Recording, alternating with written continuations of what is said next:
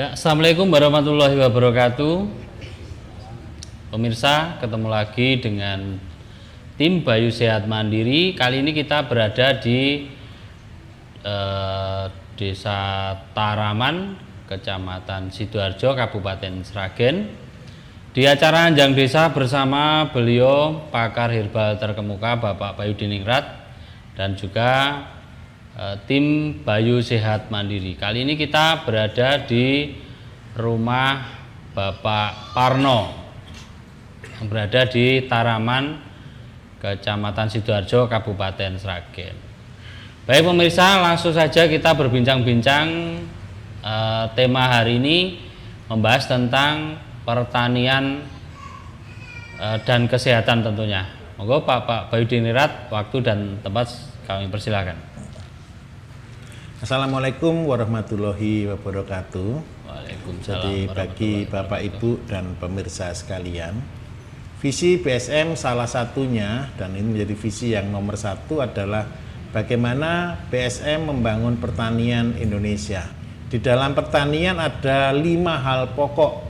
Sebenarnya kalau kita tarik ada 3 hal pilar dasar, tetapi 2 pilar yang kedua adalah pilar penunjang, dan ini menjadi pilar pokok juga. Jadi 3 pilar pokoknya, yang pertama adalah lahan, pengolahan lahan, yang kedua adalah benih, dan yang ketiga adalah pupuk. 2 penunjang dalam pilar pertanian adalah manajemen, dan yang terakhir adalah pemasaran. Nah, ketika kita bisa mengelola dalam 5 pilar ini, petani kita akan menjadi berhasil. Kendala di lapangan hari-hari ini adalah kelangkaan pupuk, yang kedua kelemahan di dalam sistem manajemen, dan yang ketiga kelemahan di dalam marketing. Ketika 3 pilar ini runtuh, maka petani tidak akan pernah bisa bangkit dan selalu akan berkata rugi. Nah, padahal pertanian ini adalah sesuatu yang sangat penting bagi Indonesia karena kita adalah negara yang agraris. Saya bersama Pak Parno di daerah Sragen, kita akan berbincang-bincang, kita akan bandingkan bagaimana pertanian secara konvensional dengan pertanian secara BSM. Jadi ini saya mau tanya ke Pak Parno dulu. Ya, baik, pemirsa, kita lanjut perbincangan hari ini bersama Bapak Parno. Pak Parno bisa cerita enggak Pak ke saya Pak, ketika orang tanam padi, ketika orang tanam paling banyak padi ya daerah Sragen ya. Bagaimana caranya Pak? Pupuk yang digunakan biasanya pupuk apa saja Pak? Pupuk yang digunakan di dalam menanam padi itu biasanya ada urea, SP, dan Ponska. Jikalau dalam luasan 1/4 hektar Pak, itu urea digunakan berapa kilo Pak biasanya Pak? Kalau waktu ini dalam waktu yang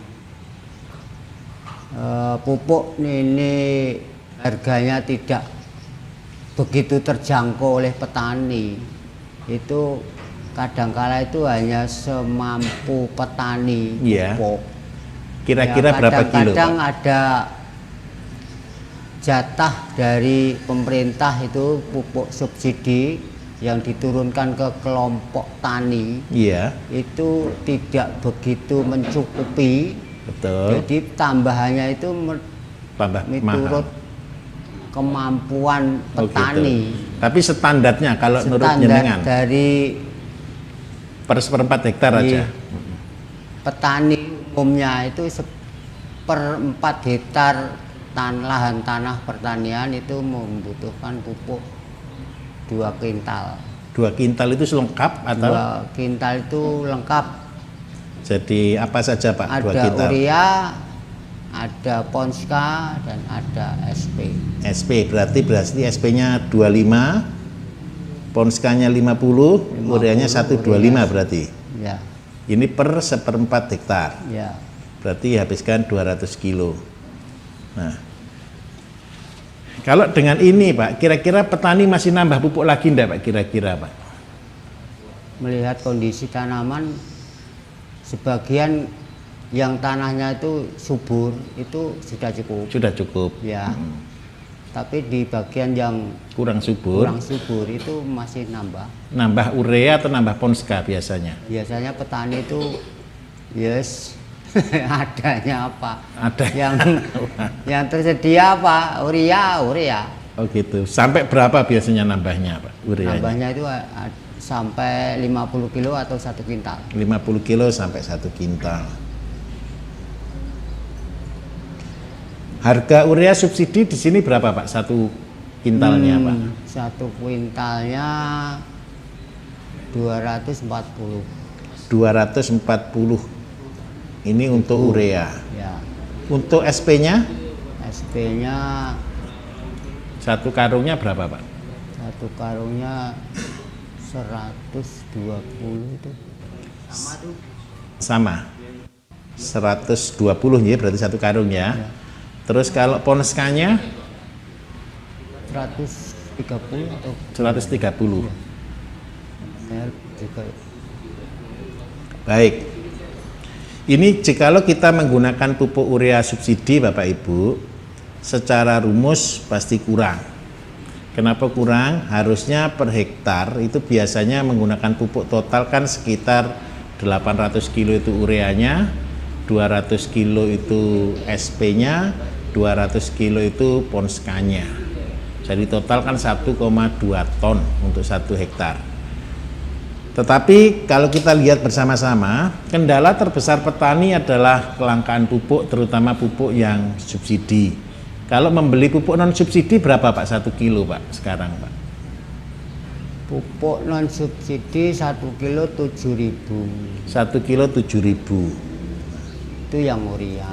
Yang urea, betul. Untuk yang SP? SP ini belum tahu saya. Belum tahu, sekitar hampir sama. Terus untuk ponska? Kalau menggunakan KCL itu lebih mahal. Lebih mahal lagi. Berapa KCL Pak kalau di sini? KCL saya kemarin tuh tanya di toko tuh 1 sak 50-an kilo itu Iya. harganya 500. 500 berarti 1 kilo 10.000. Baik. Bapak Ibu sekalian, kami dari Bayu Sehat Mandiri, kita punya visi. Tahun 2021 kami berharap BSERBAL ada di tiap-tiap desa di seluruh kabupaten. Apa yang kita harapkan? Kenapa BSERBAL harus kita bangun di tiap-tiap desa di setiap kabupaten? Yang utama adalah di sektor pertanian. Kita lihat bersama-sama hari-hari ini setelah pandemi COVID-19, banyak sekali pengangguran yang ada. Kemudian yang kedua, ketika pengangguran ini muncul banyak orang-orang yang bingung mau kerja apa, mau bisnis apa. Sehingga mereka tanpa pengetahuan yang cukup, tanpa dasar yang kuat, mereka akhirnya beralih dari dulu biasa jadi karyawan, yang dulu jadi pegawai, beralih menjadi petani atau peternak. Akibatnya apa? Kita pastikan banyak yang akan berguguran di situ. Banyak yang akan rugi di sana. Karena itu kami berharap dari teman-teman BSERBAL dan semua simpatisan dari pertanian dan simpatisan dari BSM, Bayu Sehat Mandiri, saya berharap ayo kita dukung mereka, kita support mereka. Dengan cara apa? Kita memberikan pelatihan dan pembinaan secara khusus. Jadi minta maaf Bapak Ibu, menjadi petani itu adalah satu hal yang sangat berat. Kalau kita menghitung dengan biaya yang ada, saya minta tanya lagi ke Pak Parno. Pak Parno, kalau produksi di sini Pak, per 1/4 hektar keluar gabah berapa Pak? Per 1/4 hektar biasanya kalau Rata-rata? Ya rata-rata hanya 18 Kintal. Jadi dengan produksi rata-rata 1.800 ya per 1/4 hektar. Nah, kalau kita kalikan harga gabah stabil di 4.000, kita buat anggap rata-rata stabil di 4.000. Sekarang berapa harga gabah Pak di sini? 4.400. 4.400, tapi kadang-kadang kan fluktuasi naik Iya. turun ya. Kita buat standar di harga 4.000. Berarti ini dapatnya uang kurang lebih sekitar 7.200.000. Nah, biaya terbesar yang dikeluarkan adalah tenaga, yang kedua adalah pupuk, dan yang ketiga adalah insek kalau terjadi serangan. Hama paling banyak di sini, daerah sini apa Bapak? Pereng.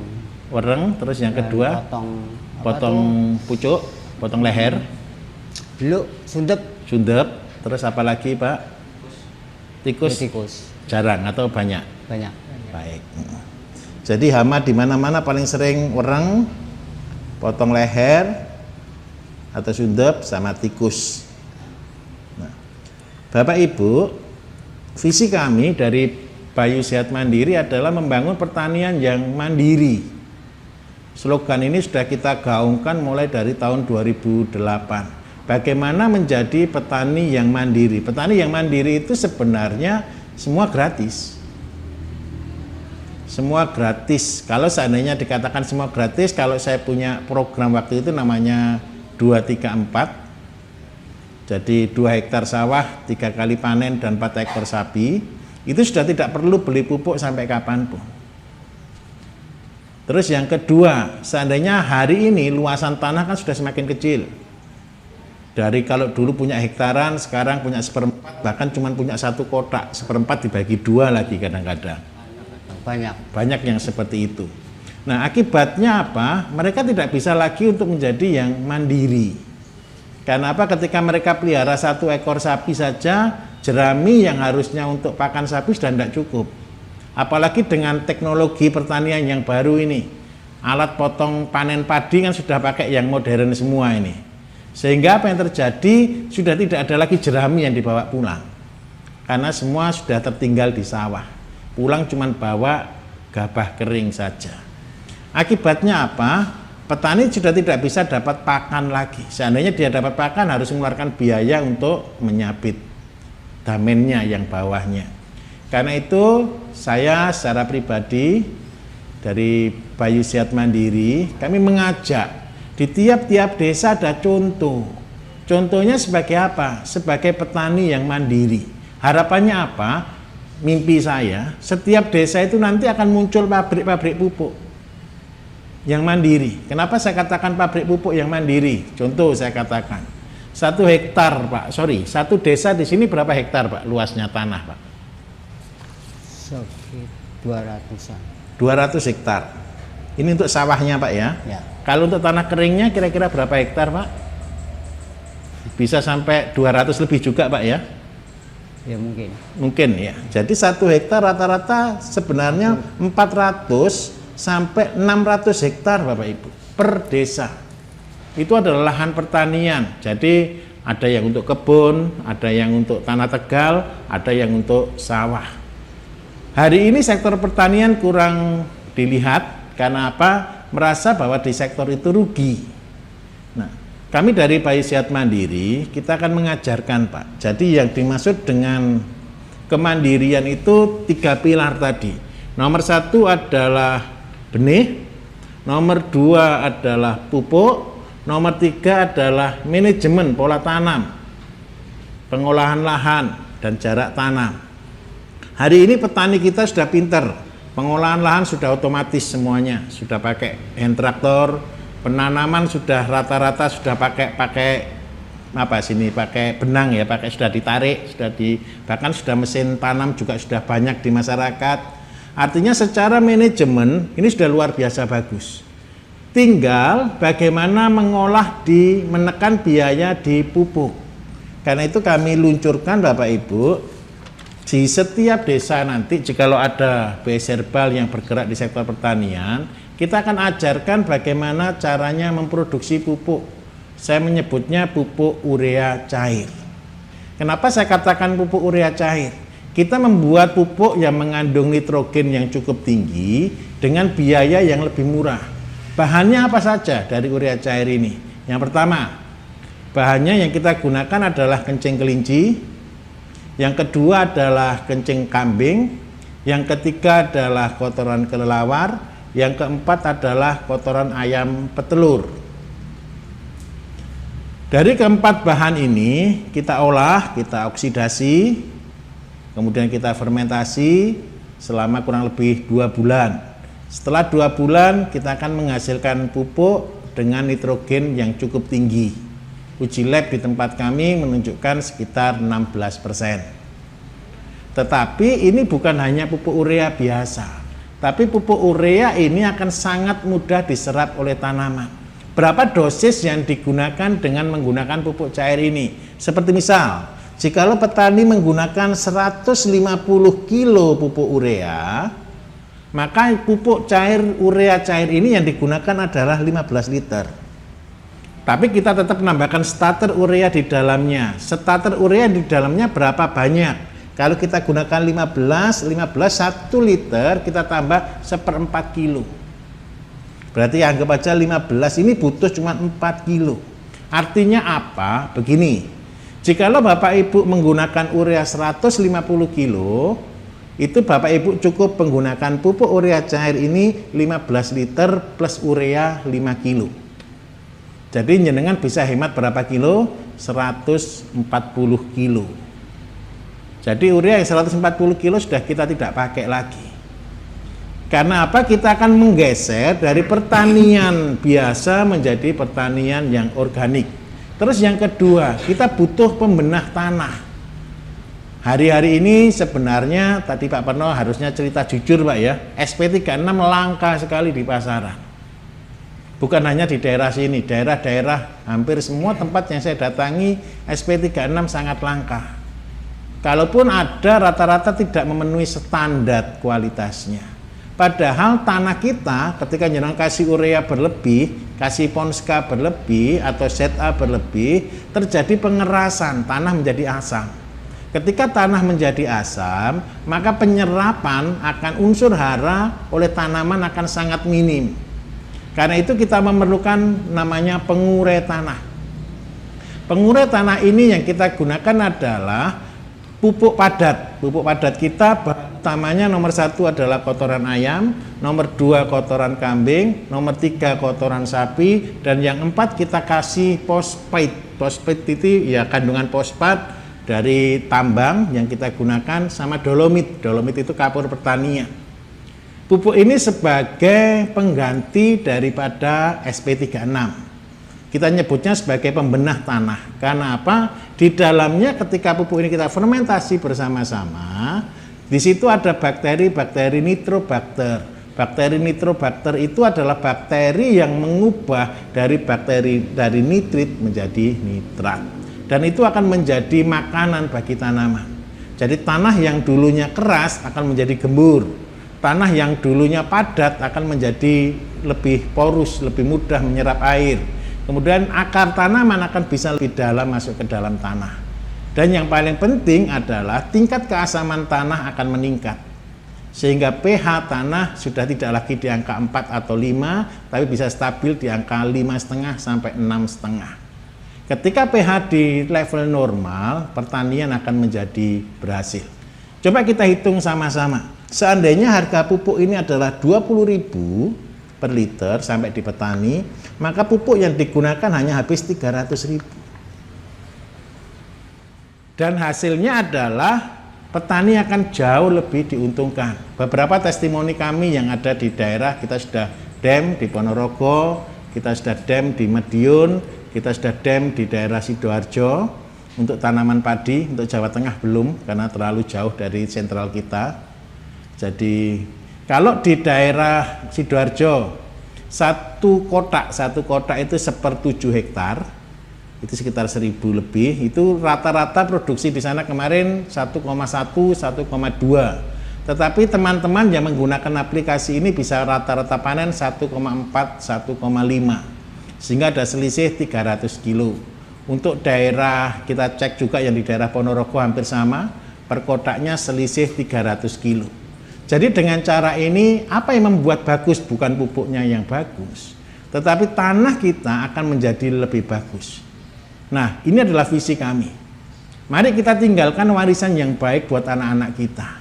Jikalau pupuk kimia kita gunakan terus-menerus, maka tanah ini akan menjadi lebih asam, lebih padat, dan menggunakan pupuk lebih besar, lebih mahal, padahal harga, percayalah, harga akan cenderung semakin lama semakin stabil. Stabil itu turun. Karena apa? Kalau kita harganya mahal, pasti barang impor masuk. Nah, supaya kita petani kita kuat, jalan satu-satunya adalah selamatkan tanah kita. Dengan cara apa? Pertanian yang organik. Kenapa kita akan buat ini di tiap desa? Yang membuat mahal biaya pupuk adalah transportasi. Tetapi jikalau pupuk ini dibuat di masing-masing desa, maka biaya bisa kita tekan lagi. Syukur-syukur cuman di bawah 10.000.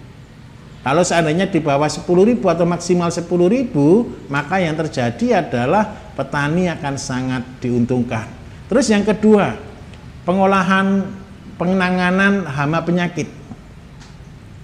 Seringkali kita jumpai di mana-mana Bapak Ibu, petani sekarang begitu sudah baru umur 14 hari, 21 hari, sudah keserang dengan potong leher. Jadi sudah merah, mati sudah. Padahal minta maaf, jikalau di tiap-tiap desa Bserbal nanti ini berkarya, harapan saya satu, jenengan bukan hanya jadi konsultannya orang sakit, tapi semua Bserbal akan menjadi konsultannya petani yang sakit. Bukan petaninya yang sakit, maksud saya pertaniannya yang sakit. Nanti bisa datang ke jenengan, Pak, padi saya keserang sundep, padi saya keserang mereng, padi saya keserang ulat, atau bagaimana cara menanganinya. Pupuk cair yang kita gunakan, pupuk urea cair yang kita gunakan ini kita bisa tambah. Jadi sebenarnya sesuai pesanan. Kalau daerah itu terserang sundep, apa yang harus kita lakukan? Ya kita mengusahakan pupuk yang digunakan sundep itu kita aplikasikan pada waktu persemaian. Jadi ketika di persemaian, pupuk ini kita kasih dengan insek, bahan-bahan insek yang paling gampang. Bisa dari, kalau yang membunuh itu bisa dari biji mindi atau mimba. Kemudian yang kedua bisa juga daun tembakau. Kemudian bisa juga daun paitan. Kemudian jikalau ini kita aplikasikan di awal, maka yang terjadi adalah tanaman itu selamat. Terus yang kedua, mungkin ada yang tanam cabai, tanam tomat, tanam sayur yang lain, bawang. Mereka butuhkan hormon auksin tinggi, pertumbuhan tinggi, buah banyak. Maka yang kita lakukan adalah pupuk ini kita tambahkan yang mengandung auksin, kita tambahkan pucuk-pucuk daun, kita tambahkan pucuk pisang, kita tambahkan kecambah. Kemudian yang kita butuh untuk buah kita tambahkan juga yang banyak mengandung K tinggi. Harapannya adalah satu, biaya produksi pertanian bisa ditekan. Biaya produksi pertanian hanya satu. Ketika jenengan yang ada di tingkat desa berproduksi bahan-bahan yang dibutuhkan untuk petani, diantaranya pupuk, obat-obatan, dan syukur-syukur ke depan, karena Bserbal ini saat ini ada di 50 kota, harapan saya kita bersinergi, yang di desa, yang di daerah yang panas bisa produksi yang panas, yang daerah gunung bisa produksi gunung, yang daerah laut produksi yang dari laut, yang daerah air tawar produksi air tawar, sehingga semua bisa saling bekerja sama dan menguntungkan. Itu adalah visi kami di dalam Bayu Sehat Mandiri untuk mengangkat perekonomian masyarakat. Dengan bersinergi, dengan bersama-sama kita bisa menciptakan Indonesia yang sehat, Indonesia yang mandiri, dan Indonesia yang sejahtera. Jadi Pak, nanti harapan saya satu Pak Parno, ya. Mudah-mudahan Bapak sudah punya sawah, Bapak akan jadi contoh di sini. Nanti kita akan segera kirim Pak pupuk jenengan dem di sini, jenengan uji baik pupuk padat ataupun pupuk cairnya. Nanti minta tolong, tugas jenengan di sini, ayo gedok tular ngajari masyarakat supaya menolong mereka Pak. Biaya lebih murah, hasil lebih baik. Mau Pak kira-kira nggih? Ya. Nggih, terima kasih Pak Parno nggih. Nggih. Ya, keluhan dalam pertanian tuh ya besarnya biaya operasional. Betul. Pemupukan dan tenaga kerja itu mahal. Sedangkan kalau pasca panen murah. Pasti murah. Petani jual hasil pertaniannya itu pasti murah. Betul. Kalau waktu panen itu gimana? Sebenarnya sepele, Pak. Sebenarnya sepele. Kalau mau murah harus gratis. Betul, Pak ya? Gratis itu gimana caranya? Ya petani buat sendiri pupuknya. Yang kedua, ya tenaga kerja sekarang memang sudah mahal. Ya mau bagaimana lagi? Tapi yang kita minimkan di sektor pupuk. Kemudian yang kedua, Pak, pas panen murah. Kenapa? Semuanya tanamnya sama. Tanam padi, semua padi. Kenapa sih kok bisa murah? Begini loh Bapak Ibu. Bersamaan. Gudang-gudang penampung padi, ini kan ada kapasitas ovennya. Pengeringnya itu kan ada kapasitasnya. Sehingga kenapa kok mereka kadang-kadang bisa sampai murah? Karena ketika mereka paksa dalam jumlah tertentu, biaya yang mereka keluarkan juga lebih tinggi lagi. Itu yang menyebabkan menjadi kendala. Karena itu sebenarnya harusnya diversifikasi tanaman, macam-macam tanaman. Tidak semua padi, tapi kendala lagi muncul. Pak, kalau ada yang tanam yang lain diserang hama, tikusnya kapan selesainya? Kan gitu toh Pak? Ya. Nah itu adalah menjadi buah si malakama. Harusnya siapa yang bisa menangani? Nanti mudah-mudahan pemerintah bisa mendengar. Jadi bisa terjadi pemetakan wilayah. Kalau daerah padi ya sudah fokus padi saja. Daerah jagung fokus jagung aja. Kita tidak usah memaksakan diri. Daerah jagung tidak usah dipaksa jadi padi. Daerah padi tidak usah dipaksa jadi jagung. Jadi pada porsinya masing-masing. Supaya apa? Stabilitas harga bisa terjadi. Tapi kami Pak dari Biosehat Mandiri berusaha ketika petani menciptakan produk-produk yang organik, produk-produk yang sehat, yang sesuai dengan arahan dan binaan kami, kita akan bantu distribusikan Pak. Jadi ketika menjadi pertanian organik kan harga lebih stabil dan harga lebih mahal biasanya sedikit dibanding dengan yang konvensional. Padahal logikanya Bapak Ibu ketika menjadi pertanian organik tadi saya sampaikan produksinya jauh lebih bagus, biayanya bisa lebih murah. Jadi 1 hektar itu kalau kita hitung selisihnya berapa? Hampir 2 juta sampai 3,5 juta. Biaya yang kita hemat dari penggunaan pupuk saja. Jadi kalau per 1/4 hektar ya kurang lebih sekitar 500 sampai 600 ribu rupiah. Itu adalah biaya yang kita hemat dalam penanganan pupuk saja. Terus yang kedua memang hama penyakit. Nah, kelebihan pupuk yang kita buat ini adalah jenengan bisa pesen. Seperti misal Pak Parno nanti produksi di daerah sini, membantu masyarakat daerah desa sini. Ketika masyarakat jenengan ada yang bilang, Pak ini kena ulat, jenengan pupuk yang jenengan mau aplikasikan sudah disiapkan Pak dengan obat ulatnya. Jadi paling nambah cuma 2.000 atau 3.000 per liter. Coba bayangkan kalau petani masih beli obat ulat lagi. Obat ulat sekarang mahal Pak, paling murah sudah 50.000, 100.000 Pak. 150.000. Iya 150.000 itu cuma sekali semprot Pak. Lah padahal pupuk yang digunakan ini cuma 300.000 sampai panen Pak.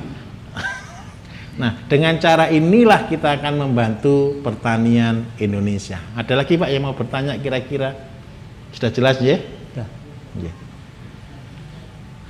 Ya mau ribet arep ngajak kanca-kanca iki Nggih. gak mau.